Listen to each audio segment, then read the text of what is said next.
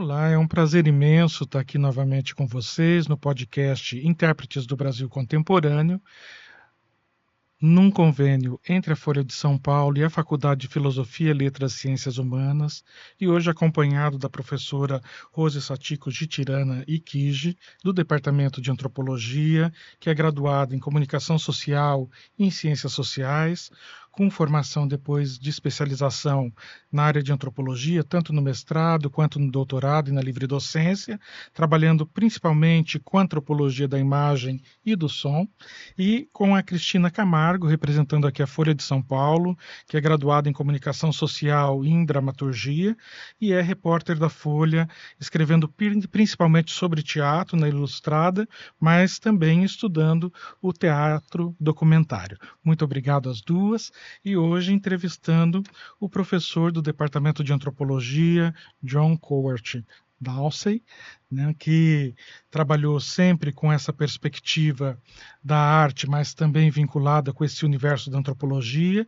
Ele tem graduação original em artes, depois com mestrado em teologia e depois o doutorado em antropologia, todos esses níveis feitos nos Estados Unidos, e depois a livre docência, aí sim, no Brasil, em antropologia, já no final do século passado, né, em 1999, trabalhando principalmente com os boias frias, mas num diálogo com o Walter Benjamin e com Brecht. E aí mostrando essa relação entre, né, uma perspectiva que é mais da crítica, mas também da própria literatura, desse universo que compõe aí isso que ele traz para o Brasil, que é a antropologia da performance. Gostaríamos de começar, professor, perguntando sobre por que o Brasil, né, para seguir com a sua trajetória acadêmica, e depois como que foi encontrar esse departamento de antropologia em relação a essas vivências, né, de estudos que tinham todo esse caráter de pensar o outro, de pensar a diferença feita nos Estados Unidos. Bom, primeiro, um prazer muito grande estar aqui, uma alegria, e agradeço muito, uma honra poder participar com vocês dessa conversa. Mas, bom, porque Brasil, para começar, eu nasci no Brasil. Então, minha família é norte-americana, mas meu pai também nasceu no Brasil, meus avós são todos norte-americanos, e minha mãe americana também, mas eu fui criado no Brasil. E boa parte, assim, metade aqui, metade nos Estados Unidos. E, assim,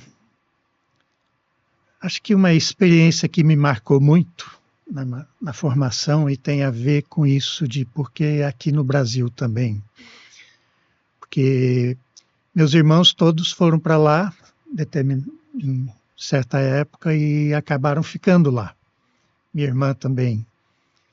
Mas eu quis voltar para o Brasil, na verdade, né? E eu acho que tem muito a ver com minha formação, uma formação educacional, eu diria de segundo grau.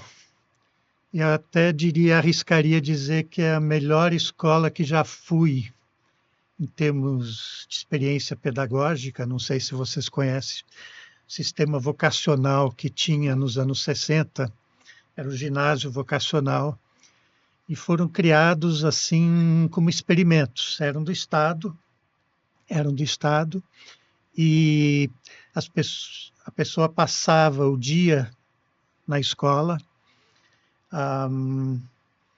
mas era diferenciado, porque na convivência com os professores, colegas, não tinha, a gente sempre tinha mesas de pesquisa, então estávamos todos ao redor de mesas, cada sala tinha sua pequena biblioteca, tinha horta, tinha galinha, galo, essas coisas, tinha torno mecânico, e fazíamos as discussões do Brasil, as questões mais que nos afetavam diretamente. E no primeiro ano, estudava a comunidade, a cidade. Então, foi em Americana que eu fiz o ginásio. E fazia entrevistas com as pessoas. Então, ia nas fábricas, conversava com os trabalhadores, com pessoas, representantes de diferentes religiões. Depois, no segundo ano, Estado de São Paulo. E, aliás, quando eu entrei, o pessoal já estava no segundo ano. Eu entrei no segundo ano e tinham acabado de fazer uma visita à usina de Urubupungá. E daí estudava a cidade no contexto do Estado, a história do Estado. E depois, no terceiro ano, a relação com o Brasil. Então, já pensava a situação brasileira, disparidades regionais. E eu lembro, foram experiências marcantes. E, inclusive, eu lembro Vida e Morte Severina, a gente lendo assim, frase por frase, e até procurando transmitir, né, expressar aquilo que a gente via no texto do João Cabral de Melo Neto. Mas em todos eles, e no último ano, o Brasil no mundo. E aí me abriu muita coisa, porque a questão dos Estados Unidos, relação Brasil e Estados Unidos, a gente estava plena ditadura militar. E apesar de que o pessoal não transmitia questões ideológicas assim, mas a gente sempre procurava focar as questões mais de perto, coisas que estavam nos afetando. E aquilo foi... me envolvi bastante, inclusive participei da política estudantil, fui presidente do governo estudantil nessa época, 68, muita coisa acontecendo. Minha formatura aconteceu na época do AI-5, mas meus pais ficaram muito preocupados por causa do que estava acontecendo e do meu envolvimento. Então eu estava com 15 anos quando me formei do ginásio e minha mãe fez uma viagem para os Estados Unidos para que eu já fosse para a faculdade. Então eu tinha acabado quando eu fiz 16 anos, já entrei na universidade lá. E lá estava acontecendo o assassinato do Martin Luther King, Bobby Kennedy, já tinha sido Malcolm X, e tinha os protestos contra o Vietnã, contra a guerra do Vietnã. E então eu também participei intensivamente dessa vida também. E também me envolvi na política estudantil. Depois também fui presidente do governo estudantil nessa universidade. Mas foram anos muito intensos. Quando eu estava lá, fiquei sabendo e me deu uma melancolia profunda que a minha turma do ginásio vocacional tinha sido a última que fechou, né? Com a minha turma fechou aquele ginásio vocacional e a diretora da minha escola, Áurea Sigrist, tinha sido torturada. E aquilo me marcou muito, porque eu falei, como pode? Porque aquela escola era um lugar muito humano, né, e de muito convívio. Mas com isso, acho que aquela experiência me marcou muito de descobrir algo do Brasil e de querer voltar. Então eu quis voltar para o Brasil e mas aquilo foi uma janela para o mundo para mim, né?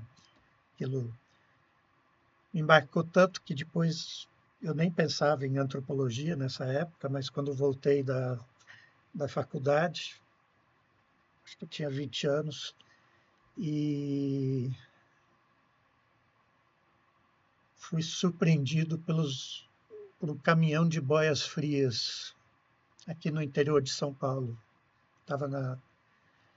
E aquilo foi cobertos das cinzas de cana, né? E passando pelo centro da cidade, passando pelo clube de campo, centro da cidade, essas figuras que vinham dos sertões. Era uma experiência do sertão na cidade. E aquilo, eu lembro assim, essa até troca de olhar com o pessoal passando no caminhão.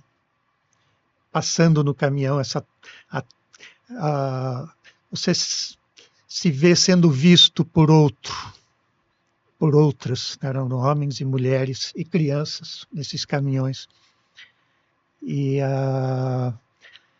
eu acho que a experiência do vocacional desse ginásio, chamava vocacional, mas na verdade era uma abertura para as questões humanas, né? E acho que criou um olhar, ou suscitou um tipo de olhar para querer descobrir esses sertões, por exemplo, que de repente se apresentavam e com experiência de assombro, eu diria, na cidade, né? E o que eu fiz foi comprei um podão e vi onde eles subiam nos caminhões. Eu fui subir no caminhão e fui com eles. E martelei a cana durante todo o dia, porque eu tinha esquecido do detalhe que você tem que afiar o podão, né? Mas aquilo marcou, e eu acho que ficou em mim uma vontade de querer conhecer mais. Depois acabei, por diferentes razões, eu estava lendo muito Nietzsche na época, mas eu precisaria de uma bolsa, e a teologia se apresentava como uma possibilidade de fazer. E sempre me interessei por a questão das manifestações religiosas, né? Então, a diversidade das religiões, né? E essas expressões. Mas eu era o Nietzsche tinha me marcado muito, e tendo lido sobre a morte de Deus e sobre como filosofar com martelo e Zaratustra e tudo mais, eu fui fazer teologia. E descobri muitas coisas que depois voltariam com muita força. Porque você fazer uma hermenêutica de um escrito antigo e explorando a oralidade dessa escritura e os contextos culturais e sociais e tudo mais, são muitas coisas que me marcaram. Mas descobri a antropologia e acabei falando, não, eu tenho que fazer antropologia, e voltei para os Estados Unidos daí, e com essa ideia de fazer antropologia e já pensando em conhecer esses cortadores de cana e de poder ter uma vivência de duração, né, com eles. Eu já tinha feito amizades, na verdade, com pessoas da periferia da cidade, e aí quando eu fui para os Estados Unidos, eu já fui com a ideia de voltar. Minha orientadora queria que eu ficasse lá para fazer antropologia rural lá nos Estados Unidos. Mas eu já estava um pouco obstinado, talvez, com essa ideia de querer voltar para o Brasil, né? Então, aquilo, nos Estados Unidos, na Emory University, Atlanta, eles, diria, era muito forte a ecologia cultural. E Então eu estudava bastante isso, ecologia cultural, tinha antropologia física, e a antropologia social de origem britânica, especialmente, e Franz Boas, né, antropologia cultural, também isso se apresentava. Mas o programa ele era interdisciplinar também, então havia possibilidade de ter outras experiências. Então eu tive algumas experiências que acabaram me marcando.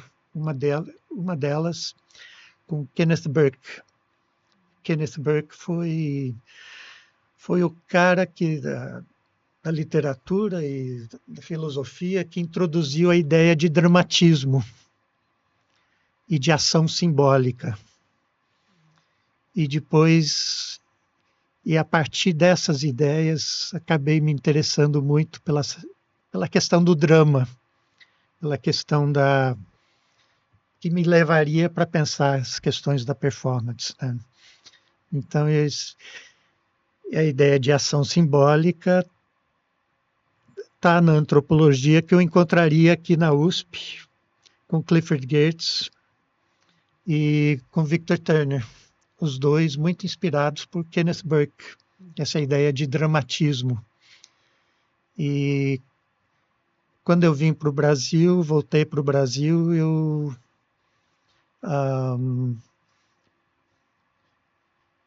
eu falei, eu preciso ver o que os antropólogos estão fazendo aqui. Então eu fui para o Museu Nacional, para a Universidade de Brasília, São Paulo, para ver as bibliografias e ver o que o pessoal estava estudando e o que estava emergente aqui também.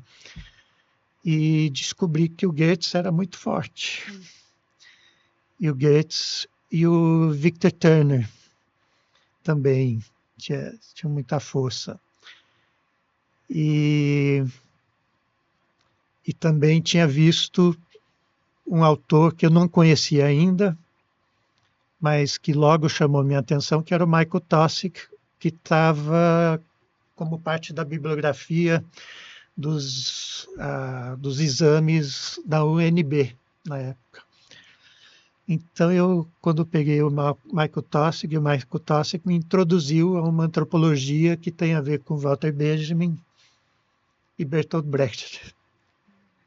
Eu falei, cara, e aí já começou assim, falar da minha pesquisa de campo, porque quando eu fui fazer pesquisa de campo com os boias frias, eu pensava no início fazer uma pesquisa sobre organização de trabalho. Mas o que me surpreendeu foi o clima carnavalizante nas carrocerias de caminhões. E muita brincadeira, muita provocação. E eu via naquilo um amplo sentido, uma coisa como teatro, teatralizações. Porque na época eles faziam isso na carroceria de caminhão, né? Gente que tinha vindo do campo, tinha vindo dos sertões, mas estava na cidade agora e estavam voltando para o campo para cortar cana. E iam e vinham todo dia. E daí eles faziam representações. Olha o Lampião aqui, Maria Bonita, o Índio Apache, ou então o Sheik das Arábias, né? E eles vestidos com parecia meio árabe mesmo, por causa dos panos que colocavam na cabeça. Os sheiks das Arábias faziam papéis de assombrações, eram chamados de assombrações, e faziam esse papel de assombração também. Quando o caminhão saía da cidade, então eles gostavam de dar sustos nas pessoas. e se pendurando da carroceria de caminhão, passando por um casal de namorados, por exemplo, de repente, assim, você assustar a pessoa, ou então fazer a Margaret Thatcher, na época tinha Margaret Thatcher, não sei o que é essa Margaret Thatcher, ou Michael Jackson, né? Michael Jackson, o pessoal falava. Então, faziam muitas brincadeiras, boi, ei boi, e fazer tipo, né? Mas, então, isso, eu falei, preciso entender melhor do que está acontecendo. Isso me levou da antropologia para o teatro. E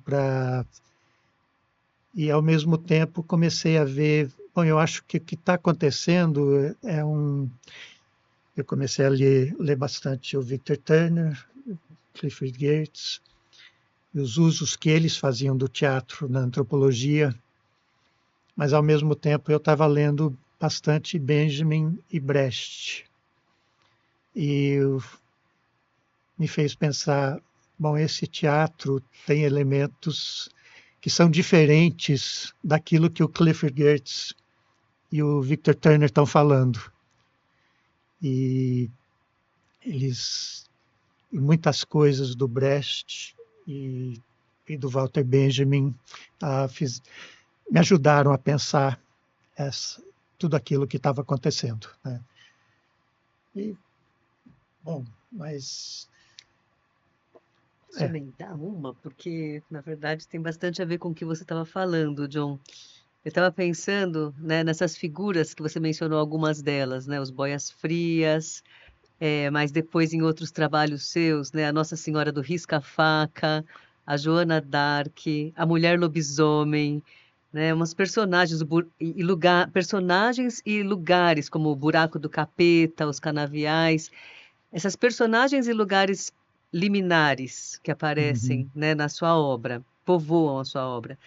Eu queria que você falasse um pouquinho, assim, dessa relação entre o espanto, justamente que você trouxe aqui, né, esse susto que os seus personagens provocavam, né, e talvez o espanto que tenha te tomado de alguma maneira diante dessas realidades, né? E como é que esse espanto surge nesse lugar olhado das coisas que é a antropologia do John Dawson, né? E queria saber também sobre essa ideia, que é um conceito que você criou, que é da descrição tensa, né? Será que seria mesmo, né, esse conceito, assim, você percebe como talvez uma única forma mesmo de olhar, de fazer uma interpretação do Brasil, né? E agora toda essa descrição que você fez da sua adolescência, da sua formação, queria que você falasse um pouco dessa relação entre o espanto, a tensão e uma interpretação do Brasil mesmo. Muito bacana você ter perguntado isso. E é interessante realmente, porque minhas pesquisas, parece que aquelas que significaram mais para mim, realmente surgem da experiência do espanto, né? Essa experiência com os Boias Frias, pegando de surpresa, né? Era a primeira vez que eles estavam isso na época tinha acabado o milagre econômico, chamado milagre econômico, e estava o Brasil embarcando no etanol, né, pro álcool. Foi nesse momento que surgem os Boias Frias, sonhos de progresso, né? Gigante adormecido, despertando. E eis que, em meio a tudo isso, surgem os Boias Frias no centro da cidade, né? É quase no meio dos sonhos do progresso, assim, as entranhas dos sonhos, aquilo que surge sem você estar buscando, na verdade, aquilo que Benjamin chamaria de memória involuntária, aquilo que te pega de surpresa, que é vital, está submerso, mas surge sem você nem pensar e nem tentar buscar.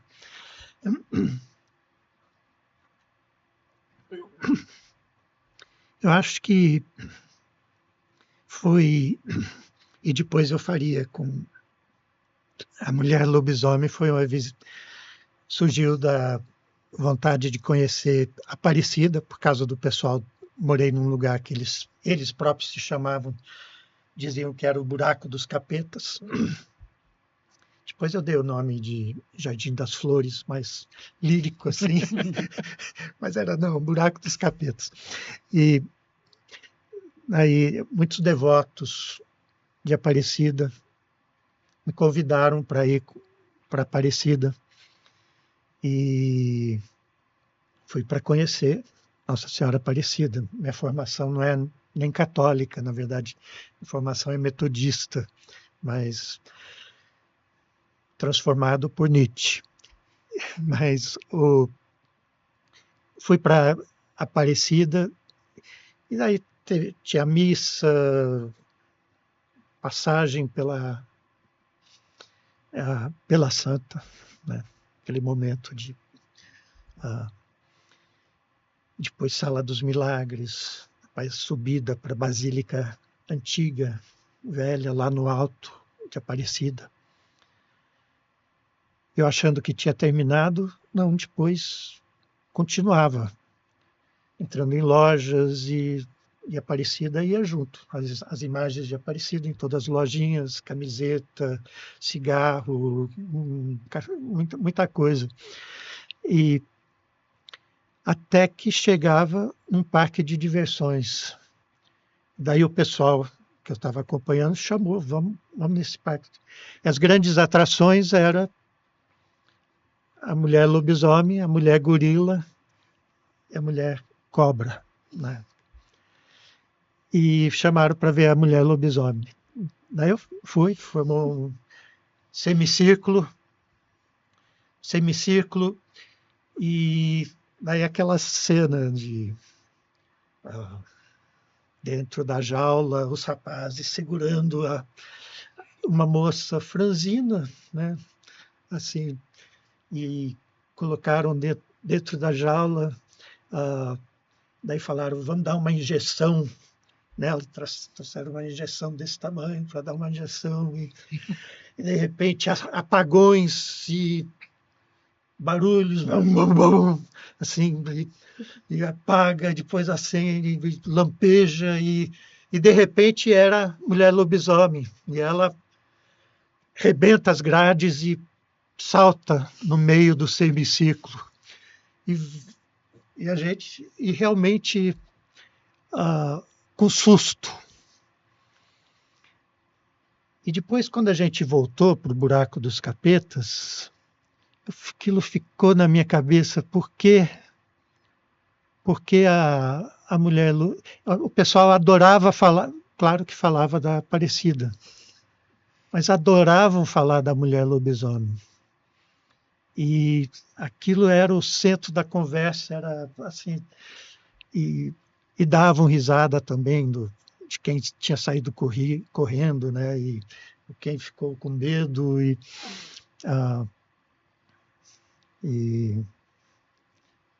lembro que a dona Joana, que eu fui com ela, morava com a família, ela falou, sabe que ela também é filha de Deus, né? E falou com seriedade, assim, com uma reverência, assim, sabe que ela também é filha de Deus, né? E aquilo ficou comigo. Eu falei, por que gostavam tanto da mulher lobisomem? Depois, revendo meus cadernos de campo, comecei a ver coisas estranhamente familiares. Por exemplo, o trator tinha chegado para derrubar alguns barracos. Aí uma tal da Maria dos Anjos ficou na frente do trator. Vocês não vão passar por aqui, vocês vão ter que passar por cima de mim e dos meus filhos para derrubar você não vai derrubar nossos barracos. E daí fomos gente, mas a ideia, ela tinha virado onça. Outras situações. cara que falou, quando que você vai pagar, o seu Zé tinha chegado do canavial, quando que você vai pagar aquela conta, não sei o quê, e ele voltou, ele que assim, muito digno, assim, e a dignidade do trabalho e tudo mais, falou, ele voltou arrasado para casa, para o barraco, e Dona Joana ficou assim, doida de raiva, como ela mesmo disse, e subiu lá na frente do bar do Risadinha, lembrando agora, que era aquele que tinha cobrado a dívida, né, para o seu Zé. Tinha cobrado isso. Falou, como que você faz isso com o Zé? Você não sabe que ele trabalha, ele e meus filhos, para sustentar a família dele. Ele sempre trabalhou. Você não lembra que o meu filho veio aqui, pagou aquela dívida? Daí o Risadinha falou, mulher doida. E daí ela falou, sou doida mesmo, você está pensando que eu sou gente? Mas o gesto dela, ela que era devota de Aparecida, os gestos lembravam muito aquilo que tinha visto no parque de diversões da mulher lobisomem, o gesto de virar bicho. E ela tinha virado bicho também. E tinha muitos desses acontecimentos do cotidiano. E eram performances do cotidiano, vamos dizer. Mas com isso, achei muito interessante para pensar várias questões, né? Com Benjamin, aquilo que cai no esquecimento, aquilo que fica às margens,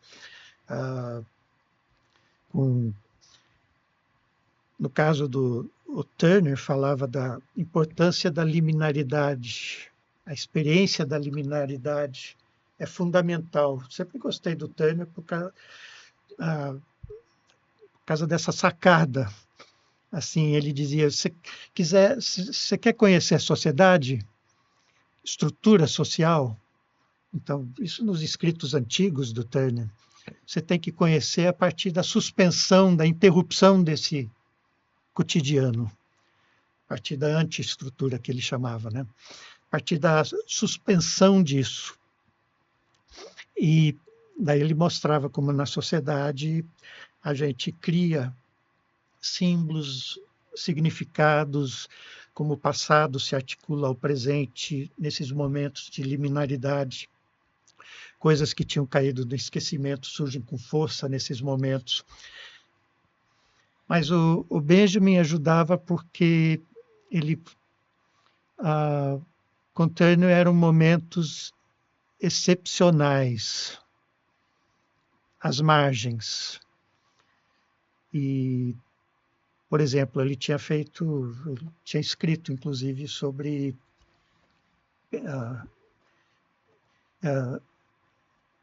peregrinos, né, peregrinações religiosas. Nesse caso, em Aparecida, o que eu achava interessante é que você poderia pensar a experiência com Aparecida como um momento liminar. É um momento onde muitas pessoas acabam ressignificando o que está acontecendo com elas, e, as dores e as esperanças, tanta coisa que surge nesses momentos. Você poderia pensar, isso surge na experiência com a Aparecida. Mas nesse caso, tinha um parque de diversões e estava às margens muito próximo, mas às margens da catedral, da basílica. Era como se as margens das margens. Eu achava isso muito interessante, porque uma das reflexões em relação ao Turner é de que o Turner é super interessante, o foco nos ruídos, nos resíduos, os elementos estruturalmente arredios, você poderia dizer. E ele mostrando como esses momentos são muito importantes para a própria vida social. Momentos de suspensão de papéis, momentos em que acontece o congraçamento social, momentos em que a gente sai dos nossos papéis do dia a dia para poder sentir algo que ele vai chamar de comunitas, o momento em que muito daquilo que está reprimido, suprimido, vem à tona e pode ser visto de outra forma. E a gente provoca um efeito de estranhamento em relação à própria vida social. Isso produz conhecimento. Produz conhecimento. Mas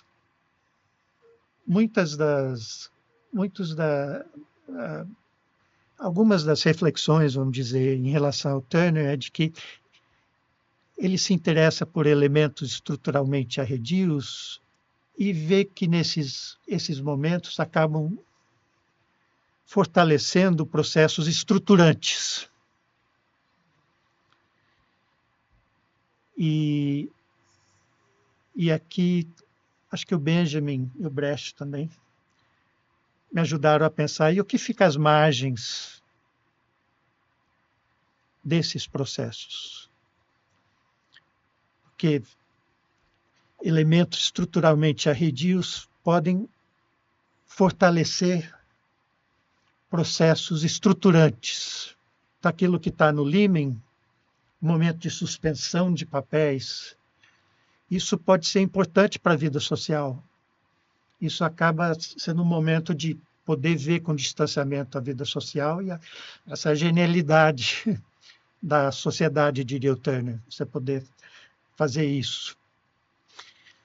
Mas o que acontece com aquilo que fica às margens, inclusive desses processos, que seriam as margens das margens? E a mulher lobisomem, na verdade, me ajudou a pensar um pouco sobre essas questões. E até porque encontrei muitas afinidades entre a Aparecida e a mulher lobisomem, né? As duas provocam choque. Nossa! As duas, os milagres de Aparecida, da onça, né, que o cara vai caçar a onça, de repente a onça está prestes a engolir o cara. Nesse momento aparece Aparecida e deixa a onça pasma. O cavaleiro arrogante subindo os degraus da basílica, de repente falando mal de Aparecida, não sei o quê, isso é superstição. De repente aparece Aparecida e o cavalo assusta. O cavaleiro cai. E o cavalo se ajoelha. Assim, são os...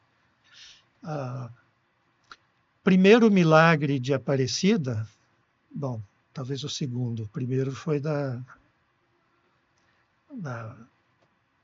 multiplicação dos peixes, a pescaria milagrosa. Mas o segundo milagre que eles contam é da pessoa que está acorrentada, escravizada.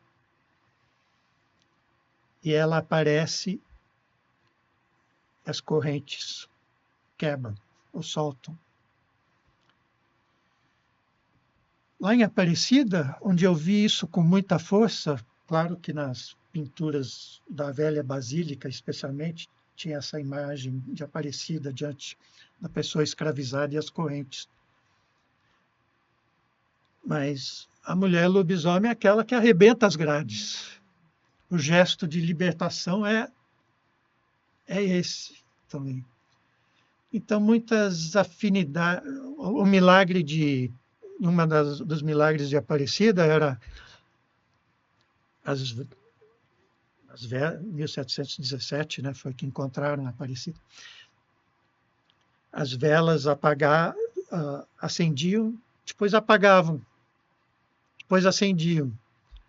Eu achei, caramba, interessante, porque a mulher lobisomem era isso, apagão, só que na era da reprodutibilidade técnica, né?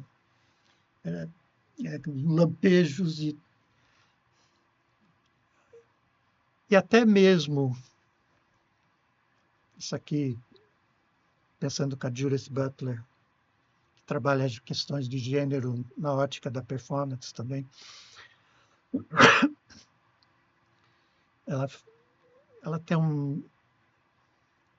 ela fala dos corpos abjetos.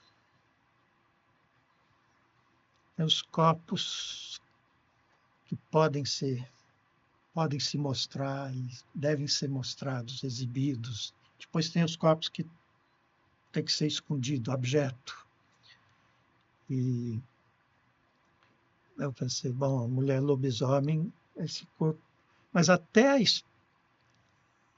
essa experiência é muito forte na Aparecida. Alguns dos seus biógrafos falam de... Claro que no registro da devoção ela é linda, mas eles falam, mas olhando com os olhos profanos, ela é muito feia. Isso tem a ver com o corpo dela, que tem uma história aí de que ela foi despedaçada e quando estilhaçou em mais de 100 pedaços, fragmentos, né, que tiveram que ser recompostos, colados. Só que o olho ficou fora de lugar e ficou tudo meio assim. Mas essas afinidades entre uma e outra me fez pensar para usar uma expressão de Carlo Ginzburg, uma história noturna de Nossa Senhora Aparecida.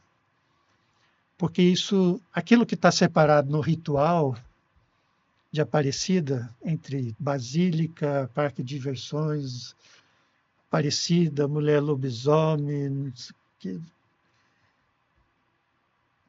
se junta nos corpos das devotas, porque elas também são capazes de virar bicho.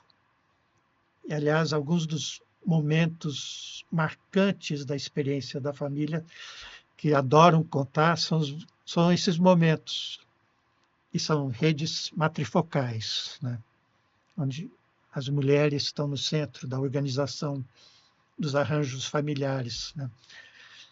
E são nesses momentos que elas surgem com muita força.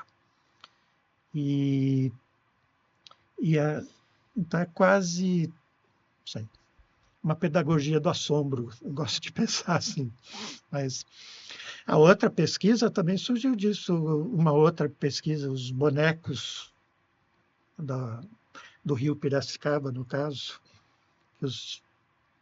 Quando eu vi, eu achava que era gente pescando. Aí quando eu vi,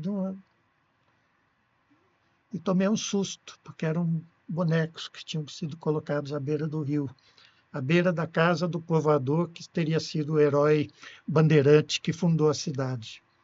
Numa época que a prefeitura queria fazer resgatar a memória da cidade. Isso é outra coisa benjaminiana, quando você tenta, que ele aprendeu com Freud e com Proust. Quando você tenta lembrar, você pode provocar os esquecimentos mais significativos.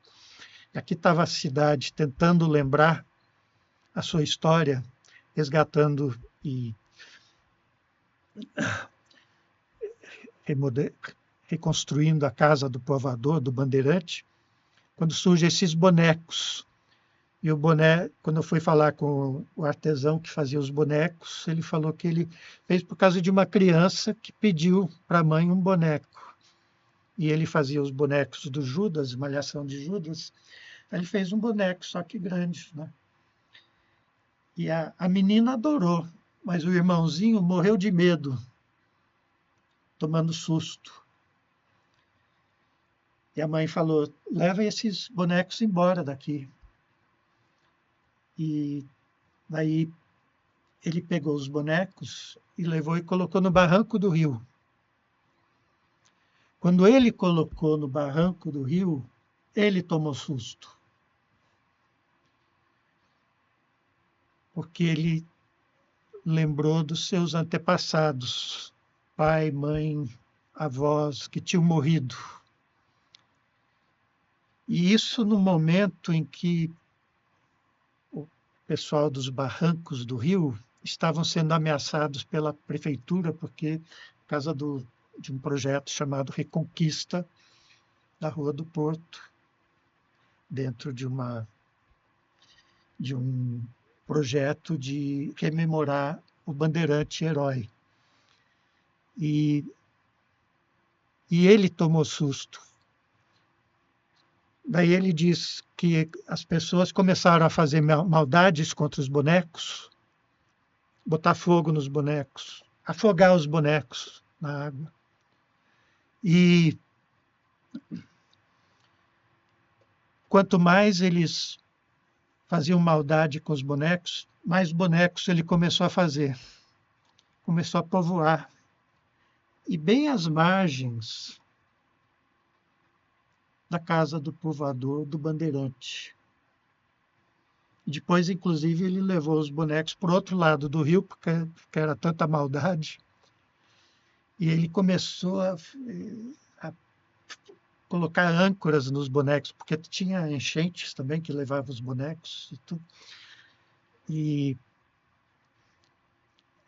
ele contava as histórias sobre os bonecos, das maldades sofridas, que eram afogados, Mas ele dizia, não adianta, porque eles não saem daqui, os bonecos. Eles não vão sair daqui. E daí eu achei interessante, porque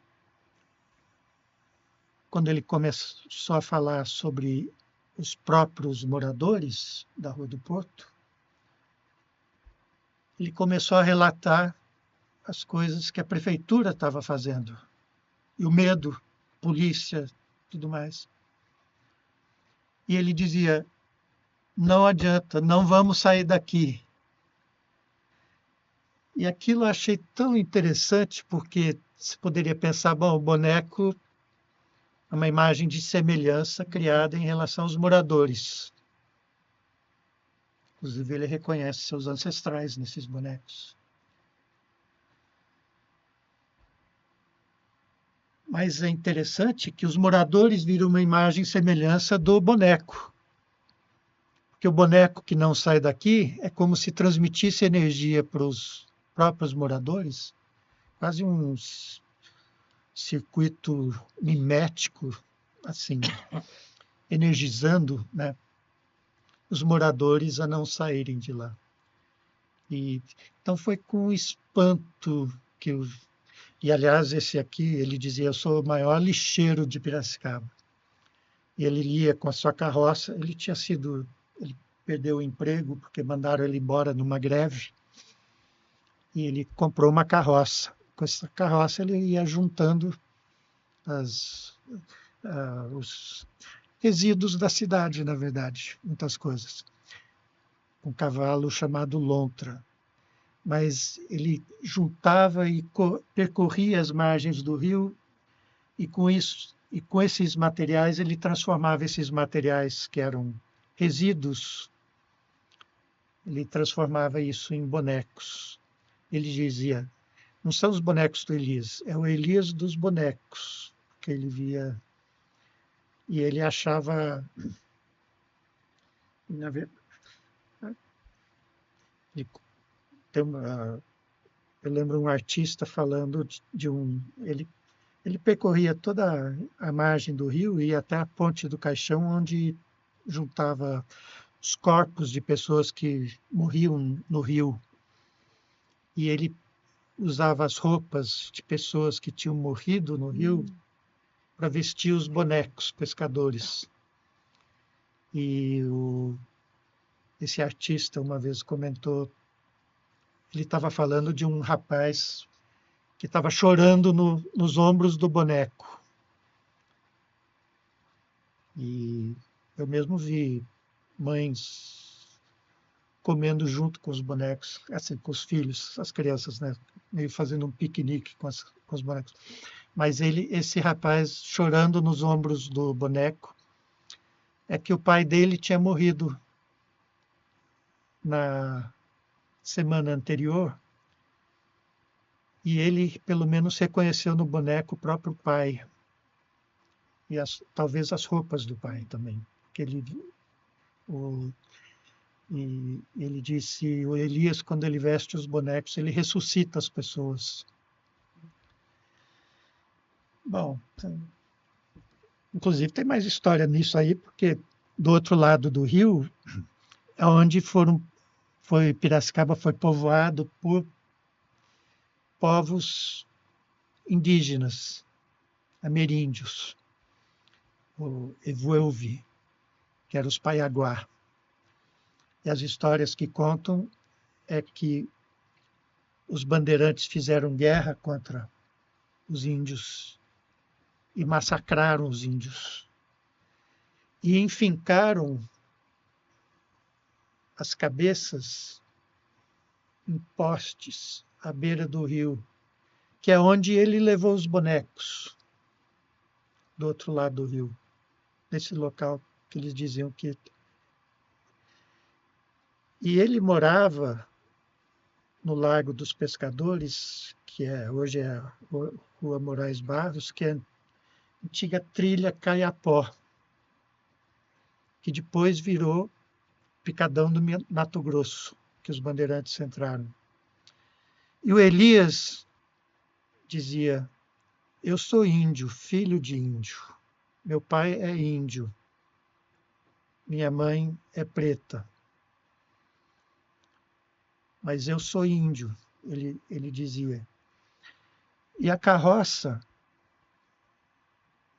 ele fazia esse percurso no dia a dia. Ele ia até o jardim, em frente à antiga Vila Boys, que é o local do cemitério dos Paiaguá, dos antigos Paiaguá. Ele começava o percurso dele lá, na sua carroça, puxado por um cavalo, outro, e percorrendo a beira do rio até chegar à Ponte do Caixão. Então, bom, essas coisas sempre me interessaram, como que...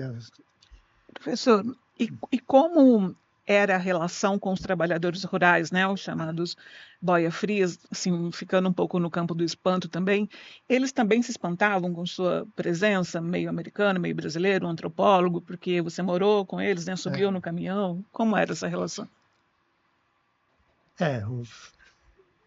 Bom, no início eles acharam que eu era investigador de polícia, né?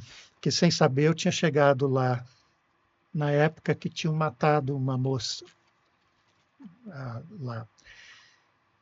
Mas eu só vim saber disso bem depois, né? O pessoal falou, você não imagina o medo que você botou em todo mundo quando você apareceu aqui. Pois muitos nunca tinham ouvido falar dos Estados Unidos. E achavam que era italiano. Tinha nação italiana. São Paulo tem a nação italiana, os mineiros, né? Norte de Minas, muitos falavam assim. E, aliás, eu lembro um mineiro no barraco, no chão do barraco, ele falou, de onde que você é? Eu falei, bom, eu nasci no Brasil, mas minha família é dos Estados Unidos. Ele falou, deixa eu te explicar. Ele pegou um pedaço de pau e desenhou no chão do barraco um círculo imenso. Ele falou, isso aqui é Minas Gerais. E daí, encostado nesse grande círculo, tinha um círculo menor. Falou, aqui é Estado de São Paulo. Daí ele fez um pequeno encostado em São Paulo e falou, isso aqui é Estados Unidos. Falou, mas acho que sempre tinha esse receio em relação à minha presença, né? Com certeza, essa coisa, mesmo depois de um ano de morar com a família e de ter ido, passei uma temporada cortando cana Aí já não martelava a cana, fiquei, melhorei. Mas, mesmo assim, eu lembro que a Lourdes, a filha da dona Joana, que era casada, também tinha filho, tudo, mas falou, ela sonhou comigo e sonhou que eu era investigador, mas que eu era investigador bonzinho, que eu ajudava ela a falar, ó, cuidado, esconde essa ferida aí, senão a polícia vê, vai desconfiar de alguma coisa, não sei o quê. E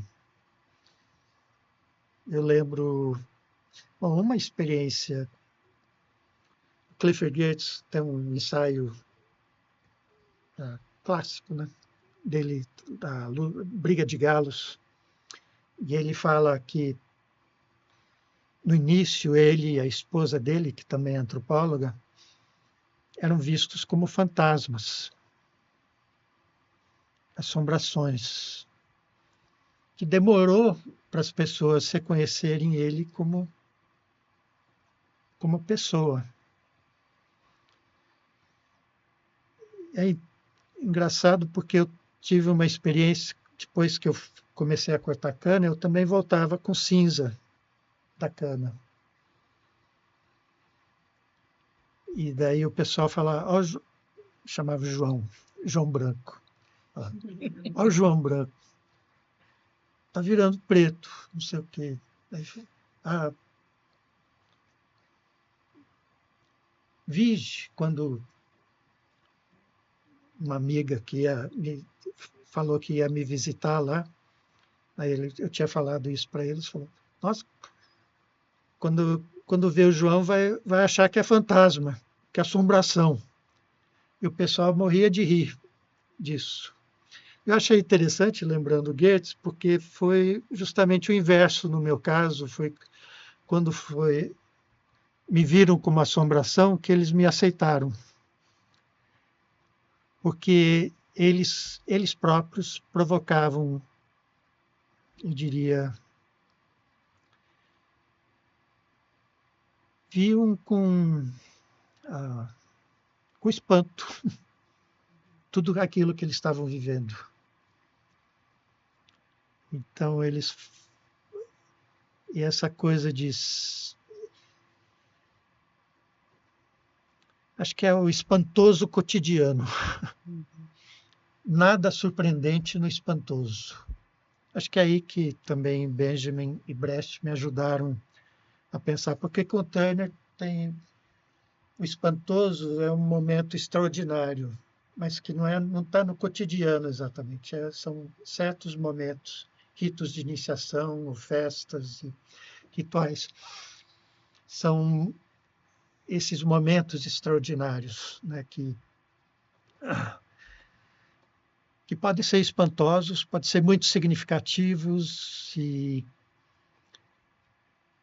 mas com Benjamin, tal como Kafka, né, nada surpreendente no espantoso. Eu acho que eles são grandes intérpretes do Brasil. Que eles captam esse Brasil, né? Do espantoso cotidiano. Eu lembro essa sensação, aliás, depois de um ano eu não aguentava ficar mais, na verdade, também. Professor, se pensarmos nessa antropologia da performance da qual o senhor está falando o tempo todo, né, nessa nossa entrevista, seria possível ter relevância para a sua constituição e para as suas dinâmicas, a sua captura do real, pensar na percepção do lugar e na experiência social? Ah, sim, sem dúvida. A performance bom, o jeito que há diferentes formas de ver isso, mas eu que vim nessa linhagem que o Turner ele vai escrever as primeiras coisas sobre a antropologia da performance, e ele, na amizade que faz com Schechner, né, Richard Schechner, eles vão formular as primeiras formulações dessa antropologia da performance vêm dessa amizade. Schechner, que era um diretor de teatro, depois de um grupo de performance que estava aprendendo antropologia muito com o Turner, e o Turner aprendendo com ele, né, sobre performance. Mas o jeito que eu gosto de pensar performance é como expressão da experiência, que é a formulação do Turner. E eu acho a experiência, ele está falando de experiência social, experiência que vem das narrativas também. Aí, o Benjamin também é interessante, o narrador, né? Também ele trabalha com a ideia de experiência. Mas tem a ver com memória, né, nessa visão. Coisas que aconteceram, ou pelo menos memórias daquilo que já aconteceu, que você revive. Imagens do passado, ou emoções do passado, que se articulam ao presente. E tanto para o Turner como para o Benjamin, encontrei essa afinidade interessante. No momento de perigo, quando as pessoas se sentem ameaçadas, e isso tem a ver com também a capacidade de significar o mundo, né? Quando a gente não consegue dar sentido às coisas. Então, essas imagens ou atos que já aconteceram, que estão no nosso corpo, na verdade, na memória do nosso corpo, coisas retornam com força. Ou coisas também que caíram no esquecimento. E acho que aí o Benjamin ajuda a pensar também isso. Mas que ganham uma expressão e uma ação. E performance tem a ver com ação. Essa ação que pode ser efêmera. A performance é efêmera, né? Se ela acontece, ela é potencialmente poderosa. E ela é frágil, mas ao mesmo tempo vital, né? Isso, bom, Diana Taylor é outra autora que eu gosto e ela dá bastante ênfase para isso. Tem a ver com conhecimento, identidade e memória incorporada, embodied, corporificada, né? E você... Então, a performance eu vejo assim como uma expressão corporificada da experiência. É uma expressão de uma experiência corporificada que está no corpo, né? E a performance é assim, pode ser coisas do dia a dia, nossos pequenos gestos, né? Quando visto como performance, algo que você apresenta diante dos outros, que diz quem você é. Aqui pensando no Irving Goffman, por exemplo, teatro da vida cotidiana, né? Então ele pensa performance nesse registro. Mas também pode ser momentos, momentos extraordinários, de uma festa, onde você nesse momento pode, assim, coisas que haviam sido soterradas, esquecidas, e as pessoas não se lembram mais, mas que fazem parte de uma experiência primária, vamos dizer, pensando com Freud. Mas isso pode retornar com muita força, né? Carnaval seria isso? Carnaval, com certeza, né? Acho que pode ser acho que tem muito a ver, né, com isso, mas não só ah, ah, não só carnaval, né? Mas, assim, eu acho que ah, os- ah, você você conseguir se expressar diante da vida social, né? Isso, e o pensamento e a palavra também vira performance quando ela é uma palavra que é uma é uma palavra que faz acontecer também, né? É, é uma palavra que tem a força, como Arthur diria, né? Quando o gesto, quando a palavra vira gesto, né? Isso também é performance, mas toda a expressão humana, né, que tem a ver com a ação, porque na antropologia muito, assim, deu muita ênfase para as estruturas sociais, estruturas simbólicas, e, e continua sendo, ou então para pensar a gramática de uma cultura, né, as regras de uma cultura e tudo isso. Mas a performance te ajuda a pensar na linha da ação, de como você, como a cultura surge da própria ação humana, né, na vida, através do corpo, né. Ô, John, você estava falando, né, dessa relação entre corpo e performance, e aí uma imagem, uma experiência que me veio à mente foi justamente a experiência do Núcleo de Artes Afro-Brasileiras e da capoeira e Sim. né, dessa cultura da arte afro-brasileira dentro da Universidade de São Paulo, né?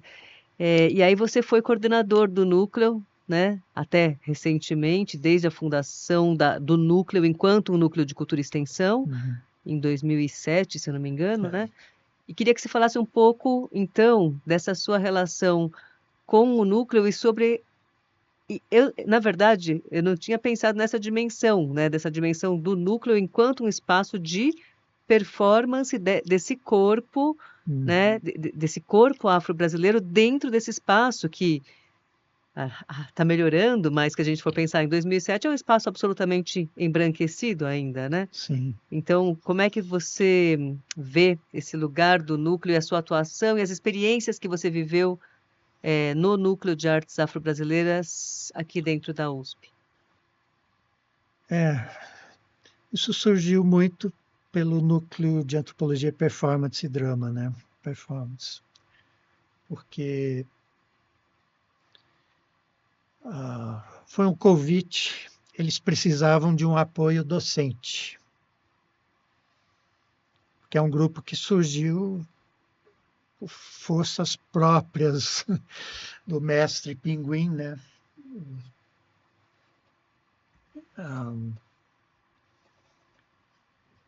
E com os grupos, os primeiros capoeiristas, né? Que acho que em 97, que aqui na USP, grupos de alunos. Então Na Pedra, que é o grupo de pesquisa, né, que surgiu também, a Rose também faz parte dessa experiência, né, surgiu de uma disciplina que eu tinha oferecido, Paradigmas do Teatro na Antropologia. A gente começou a explorar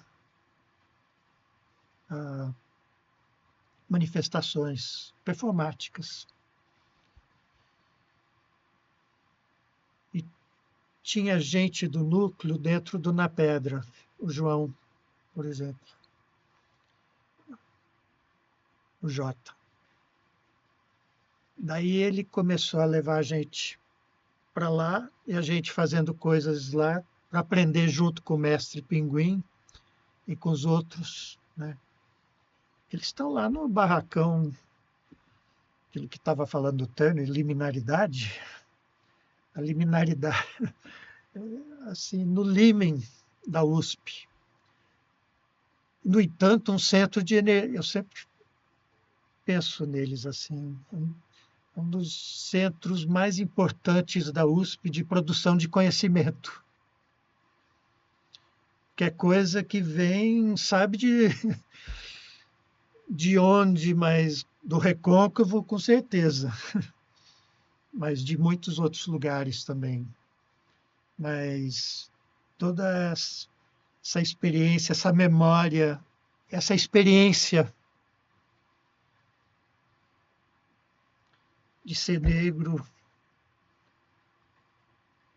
ou de ter essa herança também, né? E de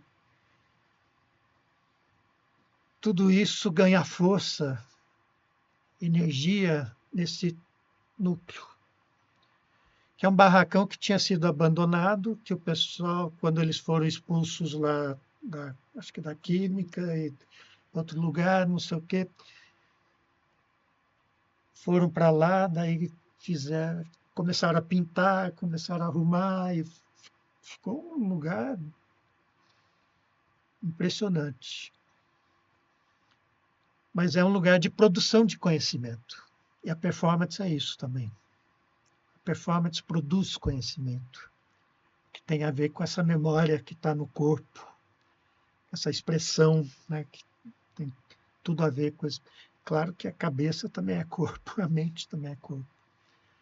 Mas lá é um centro de energia e eu acho, aliás, ajuda muito a pensar algumas dessas questões que estava falando antes, né, como um lugar às margens que pode ser tão vital.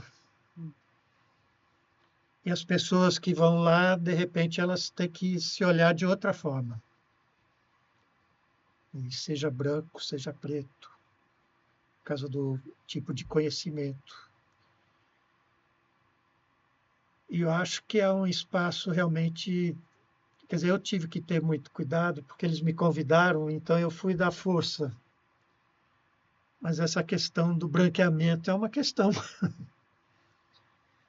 E eu estava lá para aprender, para ouvir e para sentir algo e saber dessa memória que está aqui dentro da USP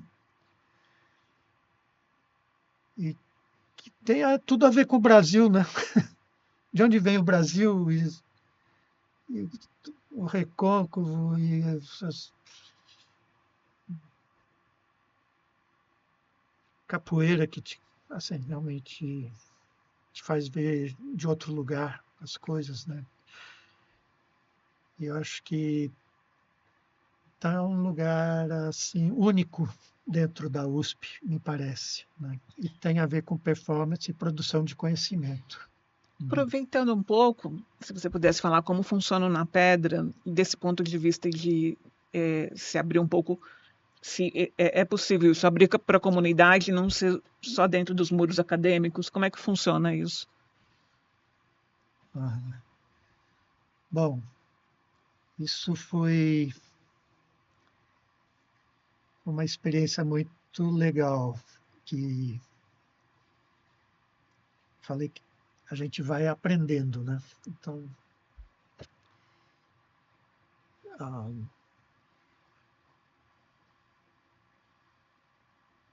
tinha dado uma disciplina em Benjamin Brecht de antropologia e depois paradigmas do teatro na antropologia em 2000, 2001, 2000. E no grupo que formou essa disciplina, tinha várias pessoas do teatro. E daí essas pessoas do teatro, ao meu ver, eu estou pensando, por exemplo, como a Rita, que estava no teatro, estava na antropologia. Robson estava no teatro, estava querendo aprender antropologia, e vários outros tinham tido experiências assim. Mas quando a gente terminou a disciplina, o pessoal falou: vamos continuar essas discussões, mas sem o contexto disciplinar, da disciplina, né? Então começou assim, querendo discutir textos que eram importantes, que a gente estava aprendendo juntos também, na literatura da performance, do teatro, das artes, associando com a antropologia. E logo alguns falaram: e vamos para o campo, ver as performances. E cada um tinha seu campo também. Estava fazendo pesquisa, então lembrei da Rita porque um dos primeiros lugares que a gente visitou foi do Seitarô, que ela estava aprendendo as técnicas do Seitarô, o Toshi e a Cissa, esqueci o sobrenome do Toshi, mas enfim, aliás, ele dá aula na PUC também de Artes do corpo. Mas a gente começou a fazer isso, a gente ia, então, Congada, alguém está estudando, o Rubens estava estudando Congada, então vamos lá com o Rubens ver o Congada acontecer. Estava em São Paulo, e eu não estava estudando teatro, propriamente dito, então o Danilo estava, então vamos assistir a peça no grupo. E então a gente fazia questão de intercalar, fazia discussões, leituras, e depois fazia experiências de performance em campo. E uma dessas, aliás, foi o João que nos levou para o núcleo. E depois aí o pessoal do núcleo convidou se eu não poderia dar esse apoio docente. Mas foi dessa forma, né? E daí a gente foi, e realmente foi o primeiro grupo de antropologia, estudos de performance na antropologia, pelo menos. Mas foi muito legal. Nosso primeiro encontro, que aliás foi sugestão de um dos meus orientandos, foi o Rubens, ele falou: não, a gente precisa fazer um GT, né? GT lá no Maranhão, São Luís do Maranhão. E estava acontecendo o Boi Bumbá. E então a gente fez um GT, daí foi a nossa primeira experiência de GT, foi a primeira experiência na antropologia de GT também, de performance, que é esse GT que a gente fez. E foi na época do Bumba Meu Boi. A gente chegou lá e falou: tem que ir lá para a capela, não sei o que, estavam as matracas, e os grupos de boi chegando do interior do Maranhão. E ficamos lá das 8 da noite até às 2 horas da tarde do dia seguinte, assim, atravessando a noite, vendo os grupos chegarem, assim. Mas a ideia é de que realmente a gente aprende em performance. E isso acabou, acho que, sendo marcante para todos nós, de alguma forma, né? Professor, ouvindo, né, os debates que nós estamos tendo aqui e vendo, né, as suas discussões, uma das coisas que me vem à mente é exatamente o quanto que a política no final é também espetacularizante, né? Sim. E até que ponto é possível ler, a partir da antropologia da performance, tanto as redes sociais quanto as sessões do Congresso Nacional, esse mundo das manifestações de rua, para pensar a própria política, né, nesses elementos? Sem dúvida.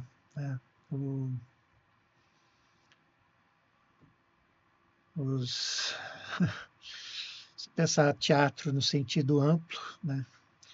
E o teatro pode, assim, ter um bom teatro, e o teatro que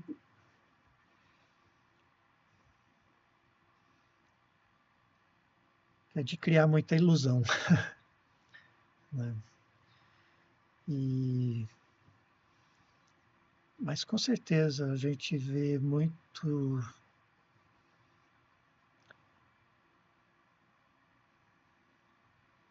Bom, tanto Bolsonaro como Trump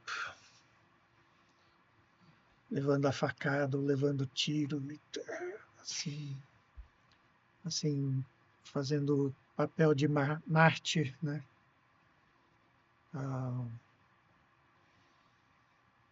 Assumindo.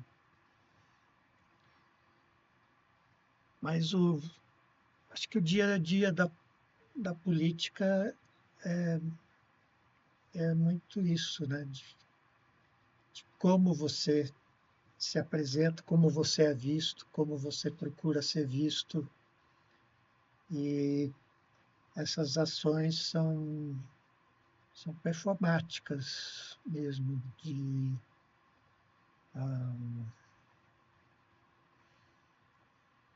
se você tem as encenações, isso,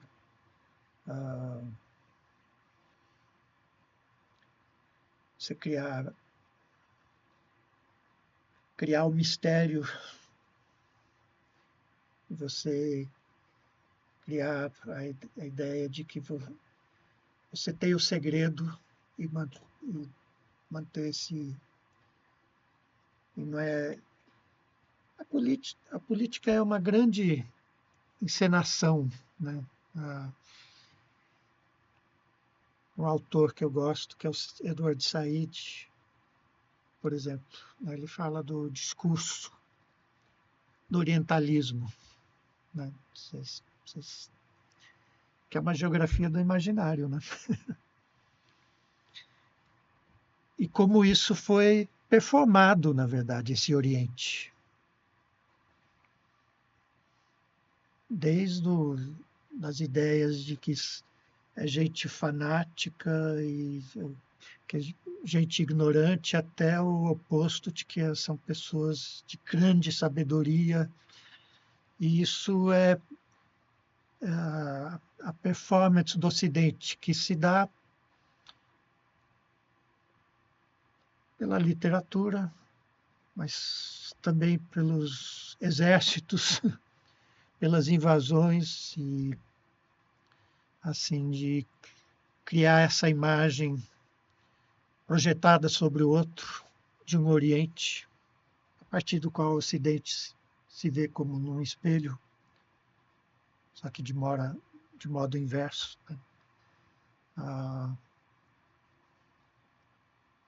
E onde que é um discurso que é um discurso que tem consequências, que é feito na ação, né? Na ação das pessoas. E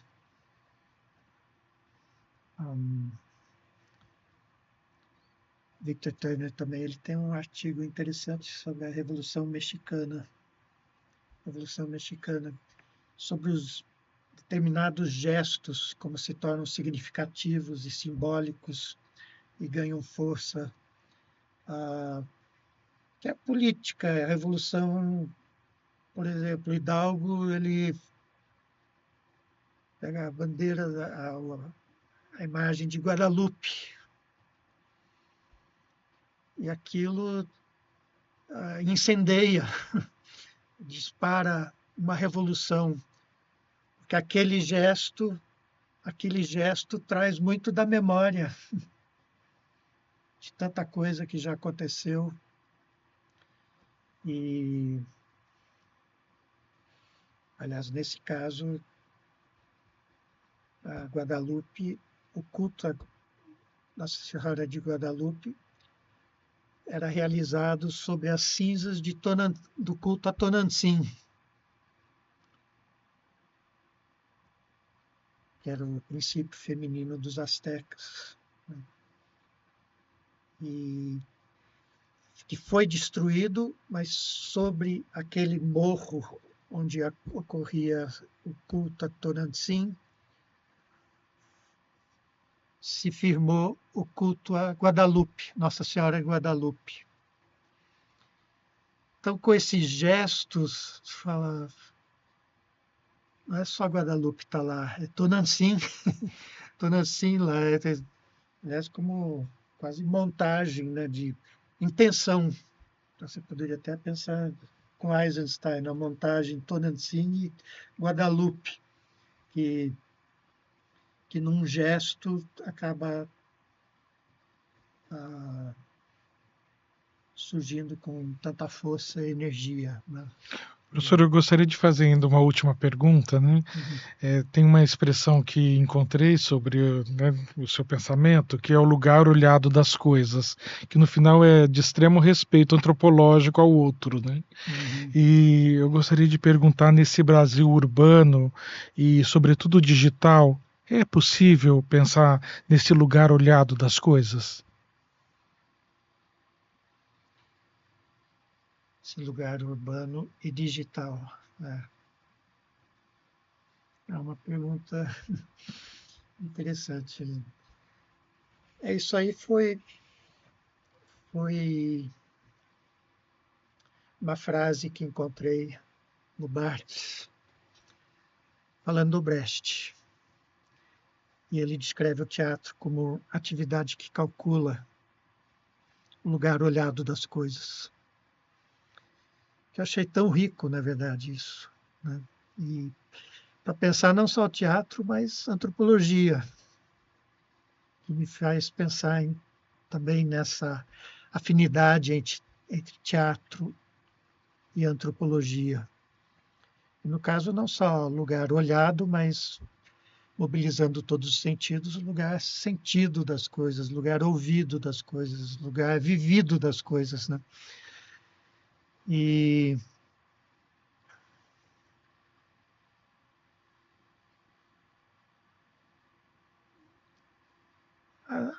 acho que a cidade, com certeza, né? Assim, como captar a multiplicidade dos lugares olhados, né? Das coisas numa metrópole como essa. Mas eu acho que o antropólogo vai, assim, a especificidade de um olhar é tão rico que abre um mundo, na verdade, né? E você consegue ver de outras formas.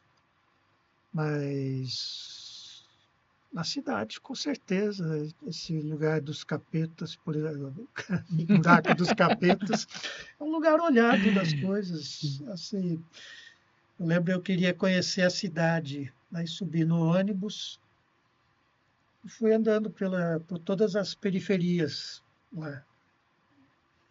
E era um momento assim que estava se avolumando, né, a periferia do interior paulista, por causa da vinda de gente dos sertões para cortar cana e tudo mais. Subi no ônibus, fui, de repente, olhando pela janela do ônibus, eu vejo como se fosse um abismo, assim, falei, ué, o que aconteceu?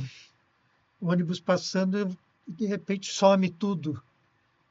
Aí, imediatamente, eu desci do ônibus.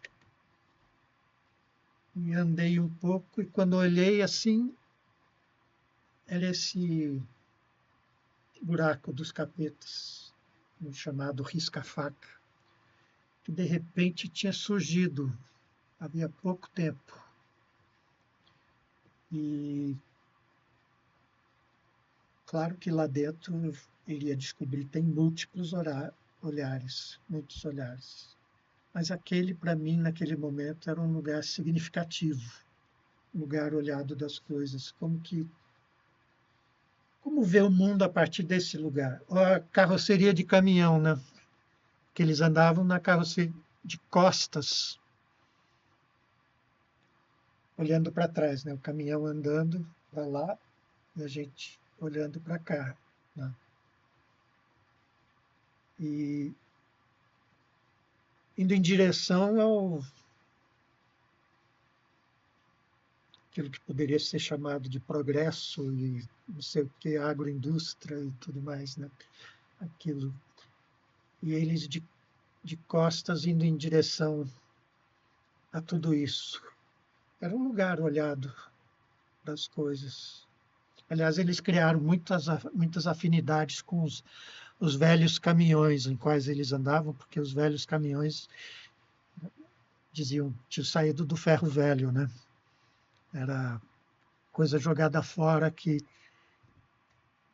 os gatos conseguiam consertar esses caminhões para levar as turmas de boias frias.